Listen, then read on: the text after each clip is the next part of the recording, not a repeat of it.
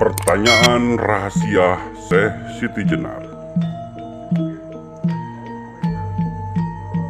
Syekh Dumba lalu mengingatkan Syekh Siti Jenar atas peristiwa keruntuhan Majapahit yang didukung oleh kekuatan para santri. Mereka berperang di jalan Allah, dan kata Syekh Dumba, atas kehendak Allah lah agama Arab atau Islam merata di Nusantara. Syekh Dumba juga memperingatkan bahwa jika Syekh Siti Jenar membangkang, maka akan dengan mudah Kerendah Sawa, kediaman Syekh Siti Jenar akan diluluhlantahkan menjadi abu. Hal ini mengingatkan bahwa betapa besarnya kekuatan Demak Bintara. Selain didukung oleh Wali Songo, pasukan santri dan berbagai daerah juga turut mendukung secara tegas. Kemudian Syekh Dumba mengingatkan Siti Jenar bahwa sebaliknya, keyakinan yang dianutnya hanya untuk dirinya sendiri. Hal ini sebagaimana yang telah dijelaskan pada naratif sebelumnya bahwa jika keyakinan Syekh Siti Jenar disebarluaskan secara umum, dinilai akan merusak ketentraman dan merusak tata negara. Mendengar hal itu, murid Syekh Siti Jenar yang berada di sekitar lalu menyahut, sebagaimana Syekh Siti Jenar. Ki Pringgabaya menjabarkan pandangan tentang kematian kepada Syekh Dumba secara substansial. Pandangan Ki Pringgabaya yang kepandaiannya sudah tinggi sama dengan apa yang diajarkan oleh gurunya Syekh Siti Jenar.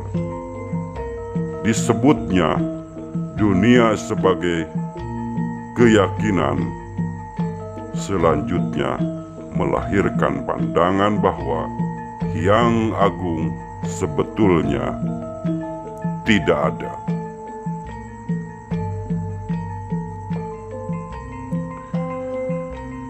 Juga para malaikat, tetapi keberadaannya adalah kelak ketika diri pribadi bertemu sebagaimana yang dijelaskan dalam naratif berikut ini. Lamun ulangi jeung pangeran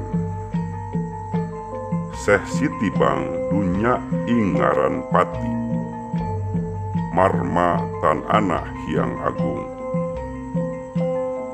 Malaikat tan anak nangging besuk yen urip ingsun katemu.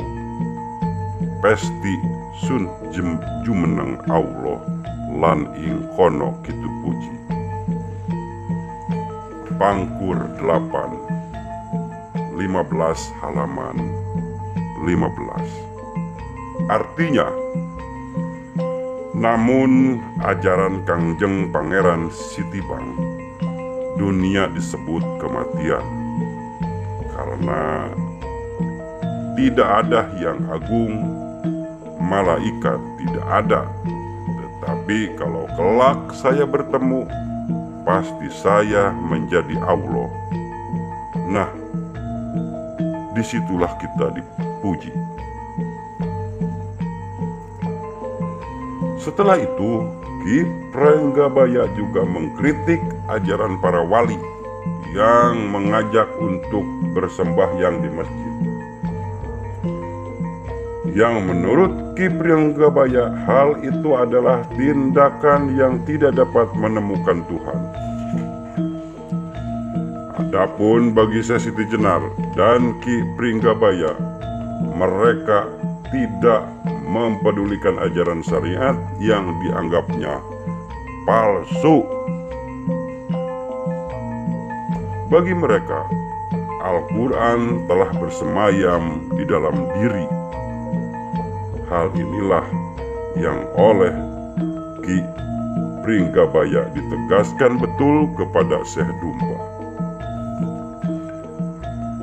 Keteguhan Syekh Siti Jenar dan para muridnya lalu membuat Pangeran Tembayat menyampaikan pesan Sunan Kalijaga yang berupa 4 pertanyaan.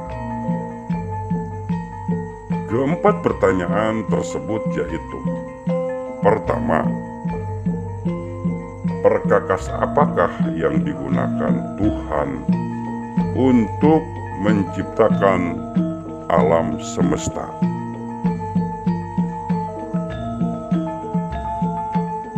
Kedua, di manakah rumah Tuhan? Ketiga, kemanakah perginya nyawa setiap harinya? Keempat, seperti apakah rupa Tuhan? Anehnya, mendengar keempat pertanyaan itu, Syekh Siti Jenar malah ketawa. Ia lalu menunjuk salah satu muridnya, Ki Bisana, untuk menjawab pertanyaan tersebut. Adapun jawaban Ki Bisana tertulis dalam naratif sebagai berikut. Jagat trat punika anyar,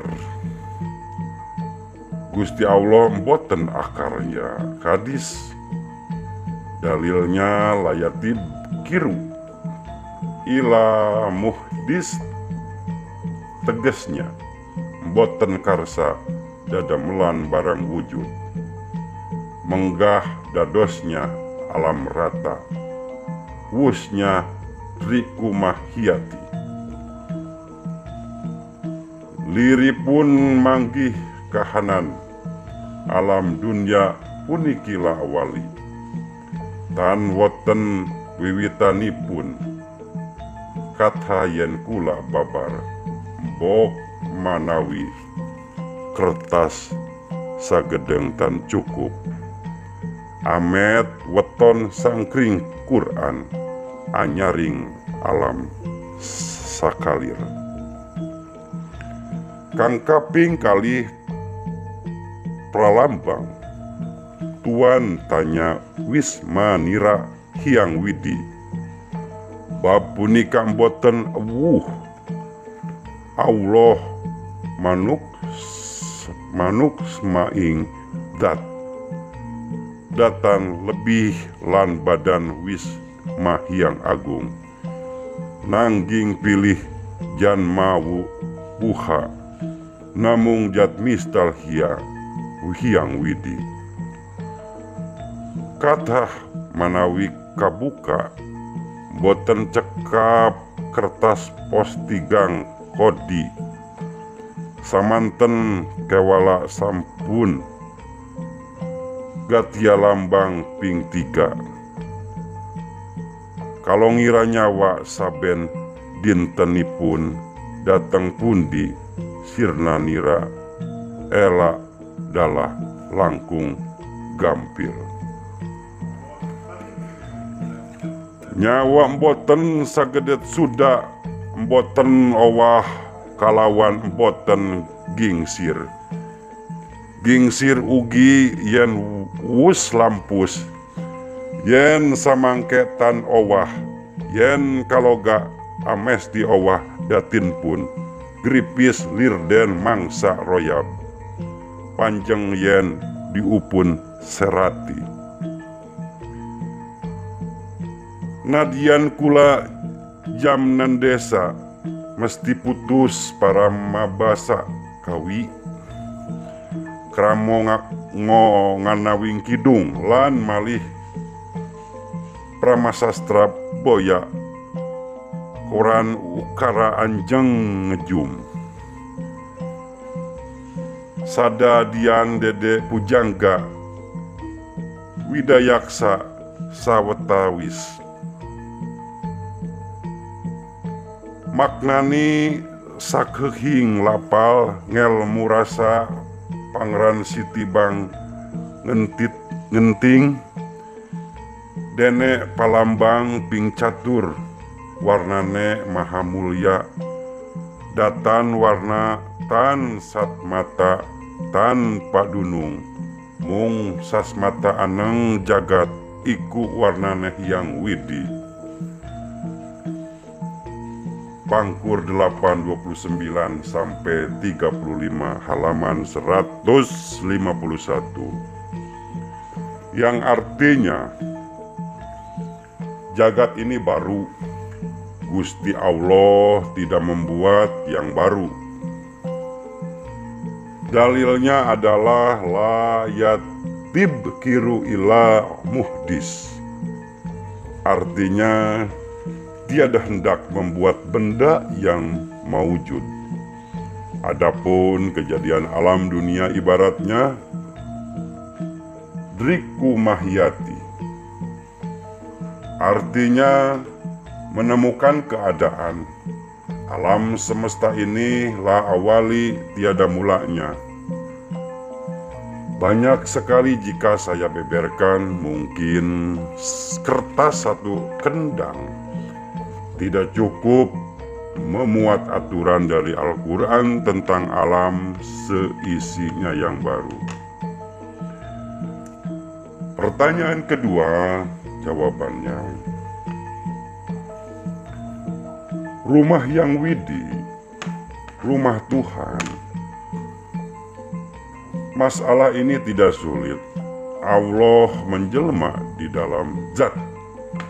Rumah yang agung tiada jauh dengan badan, tetapi hanya orang terpilih yang mengetahui zat yang widi.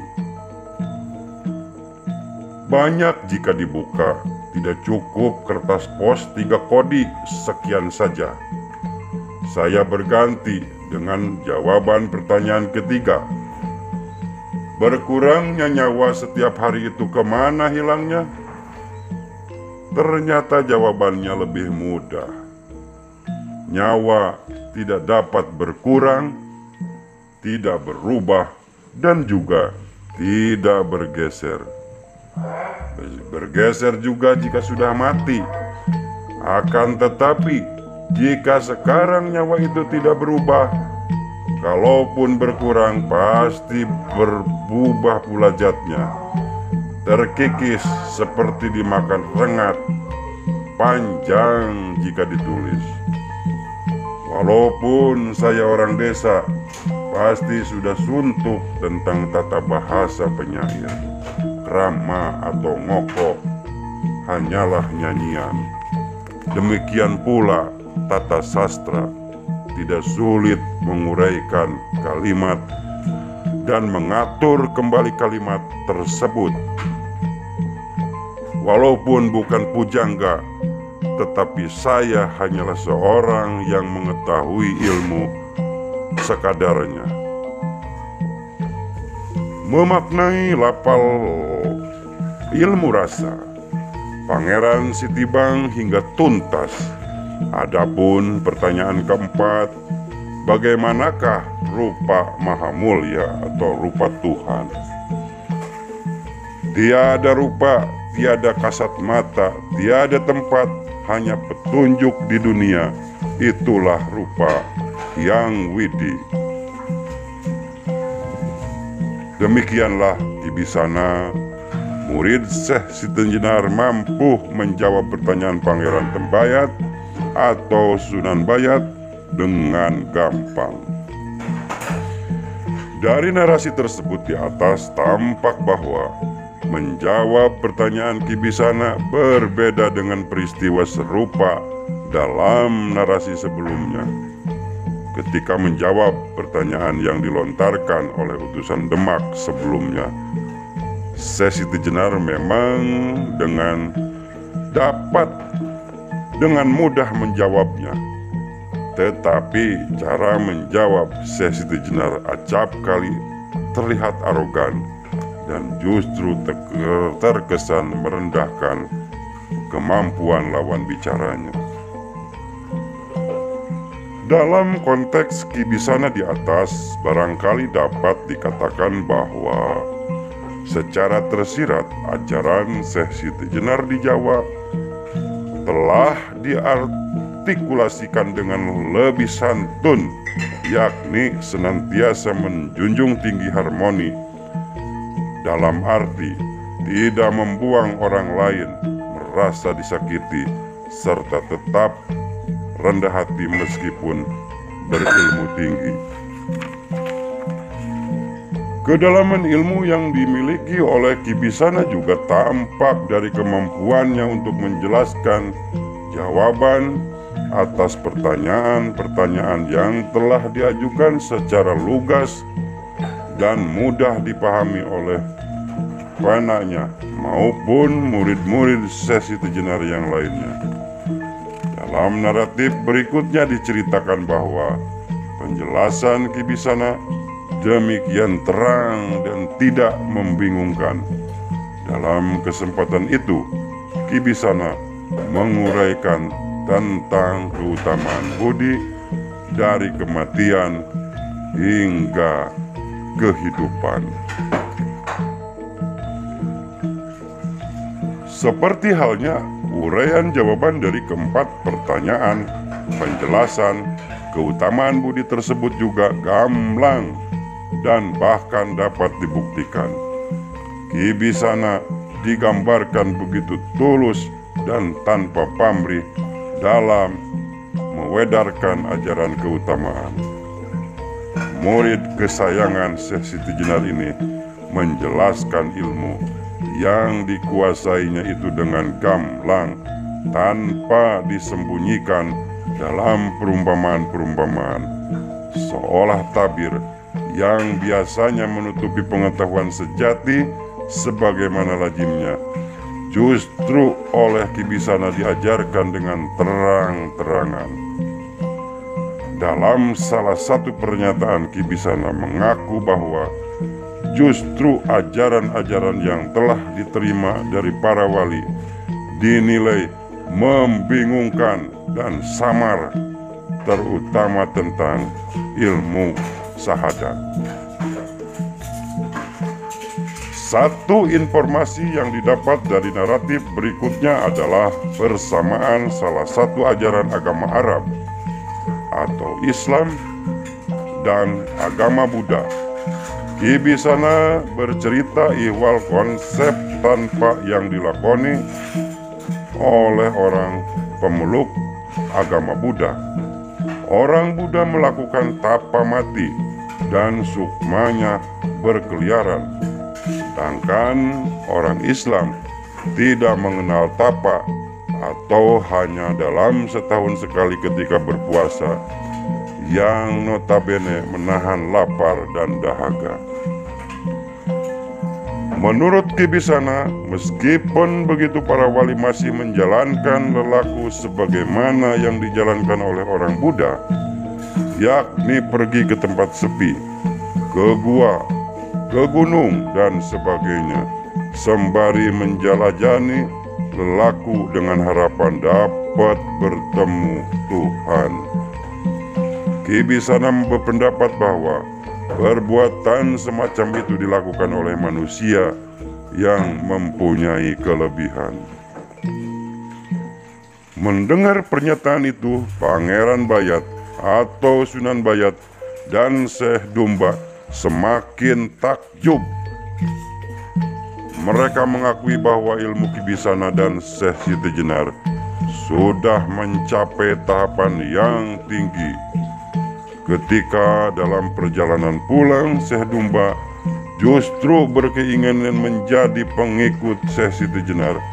Hal ini lantaran ketulusan budi yang dimiliki oleh santri-santrinya dan terutama kedalaman ilmu yang diwedar secara terang-terangan dan tidak membingungkan. Mendengar pernyataan Syekh Dumba, sontak Pangeran Bayat atau Sunan Bayat melarangnya. Pangeran Bayat merupakan utusan Demak yang setia. Ia tentu saja mengunggulkan legitimasi Demak yang telah memberikan gelar wali kepada mereka berdua. Dalam perjalanan pulang itu, Pangeran Bayat menekankan bahwa gelar wali yang telah diberikan kepada Syekh Dumba merupakan tanda bahwa dirinya telah menjadi santri yang sebenarnya. Dan sebaliknya, ia juga menuduh Syekh Siti Jenar mengajarkan ilmu yang tidak lumrah.